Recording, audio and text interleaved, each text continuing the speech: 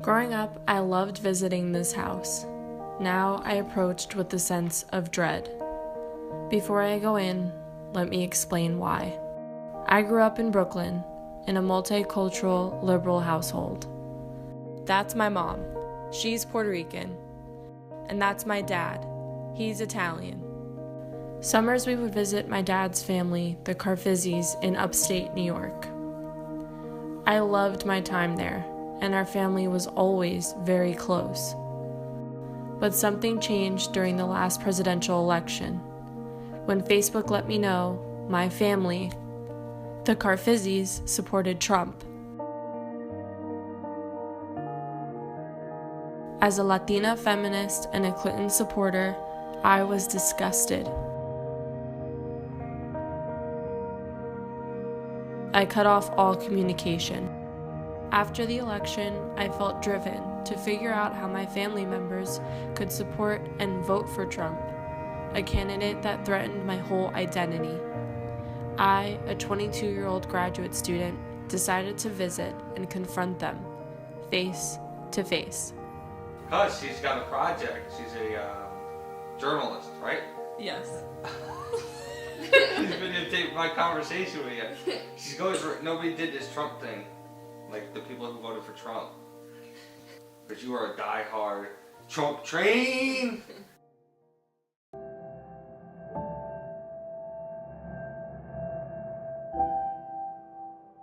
This is my Aunt Karina. She's getting ready to go to her job as a sales associate at Oscar de la Renta. It might sound glamorous, but Karina's life in upstate New York is far from it. We grew up with my father owning his own business, so we didn't have a lot of money most of the time. My mother made all my clothes till I was, I think, 16. It was a good, happy home at times. I'm gonna smack you. Stop! Let him go! Let him go! Let him go! The Carfizzis live in Pine Bush, New York. The population is 85% white, 9% Hispanic, and 2% black. Only a third of residents graduated from college. Half voted for Trump. Jobs in Pine Bush are low paying. The median household income is $38,000 compared to the national average of $53,000. There's not a lot of job opportunities in this area, so most people do, have their own businesses, and that's how they fend for their families, and that's how they survive. So for us, Trump was the best option because he was trying to keep America to the business person. The middle class is actually going to have a chance to become what they used to be. We'll start drinking. Karina told me that she not only believes Trump will improve the economy, but that he will improve our healthcare system. When Karina's oldest child, my cousin Michael, was 12, he was in an ATV accident.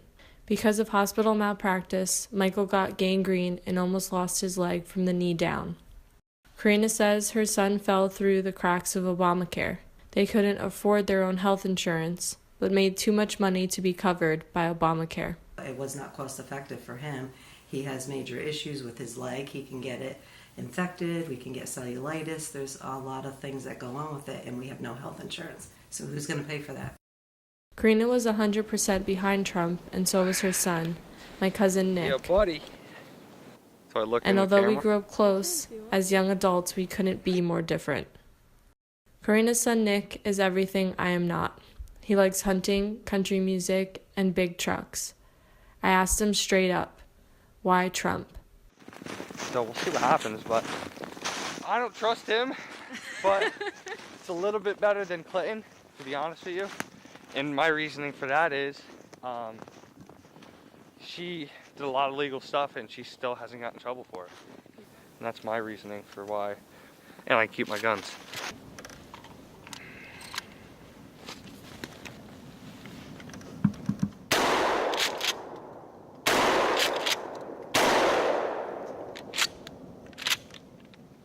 I have no idea what I'm doing.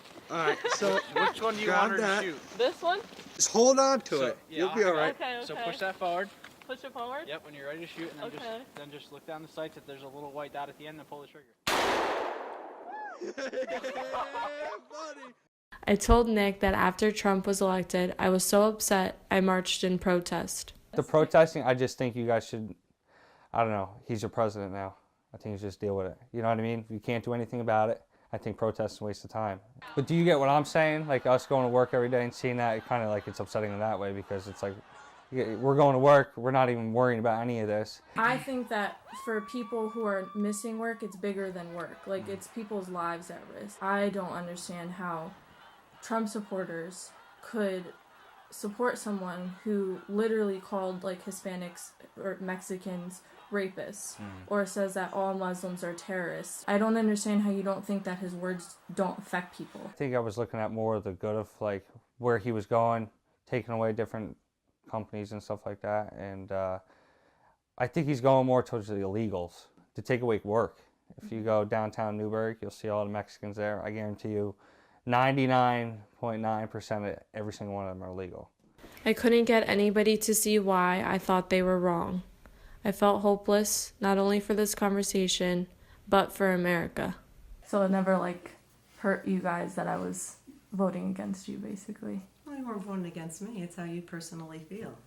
You can't, that's why we're in America. It's freedom of speech. It hurt me that you guys and, like, Trump supporters, it's, like, hurtful for me to hear what Trump says. What would you tell somebody who's like me, who feels like he's attacking on a personal level?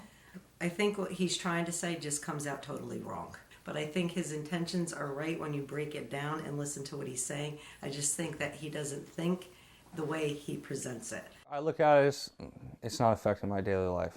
It's not. You know what I mean? If Donald Trump or Hillary's in, to be honest with you, I don't think it's going to affect me at all. At all. But do you think that's a privilege, though? Do you think you're privileged in that way? I don't know. I don't think so. No, I don't think so.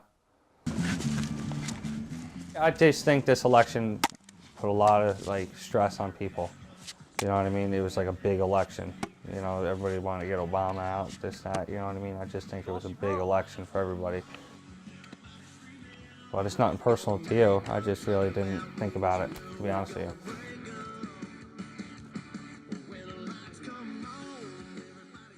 After an emotionally exhausting day of filming, we did what the Carfizis do best: throw a bonfire. Do that. Do it with Try.